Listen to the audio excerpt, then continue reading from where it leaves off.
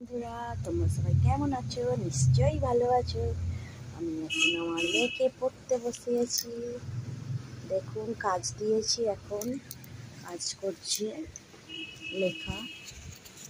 Hello বন্ধুরা, তোমরা সবাই কেমন আছো? নিশ্চয়ই ভালো আছো।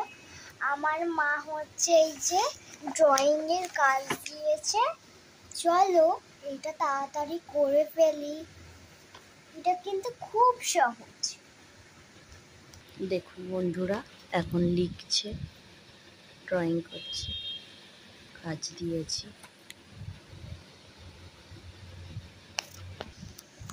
চলো বন্ধুরা, আমার তো এতগুলো সব আঁকা হয়ে গেছে। এবারে খাবার ঘর আর কি কি বাকি আছে সেটা বলে দিচ্ছি তোমার। খাবার ঘর, রান্নাঘর আর শোয়ার ঘর করলে আমার হয়ে যাবে। চলো তাড়াতাড়ি করে নি। চলো বন্ধুরা, আমরা এবারে শোয়ার ঘর করি।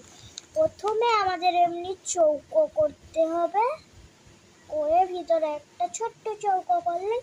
দেখো বন্ধুরা, আমার এই ড্রয়িংটা তো কমপ্লিট হয়ে গেছে। এই পেন্সিলে করেছি, দেখুন বন্ধুরা। এবারে হচ্ছে আমি এই বাংলা সাবজেক্টটা করব। আমার স্কুলে জানো 4টে করে সাবজেক্ট থাকে, আর একটা বই তো থাকেই। চলো আমরা হচ্ছে এই বাংলা কাজটা করে নিই। বাংলার পড়াটা আগে মুখস্থ করে নাও, তারপরে আমি লিখতে দেব। ঠিক আছে, মুখস্থ করো। খকার নৌকায় উঠলেন, লেখক মনু মাঝির নৌকায় উঠলেন। লেখক কেন দামোদরের তীরে এসেছিল?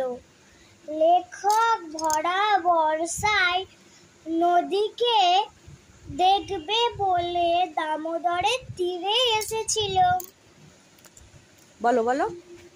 নদী কবিতার কবির নাম কি? নদী কবিতার নাম সত্যি চট্টোপাধ্যায়। কি সোনার নাম রেখেছিল নদী মাতৃকা?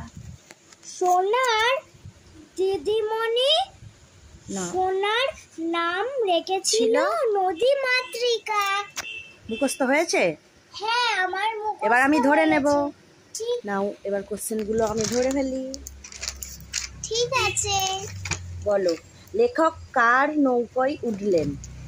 লেখক মনু মাঝির নৌকায় উঠলেন। লেখক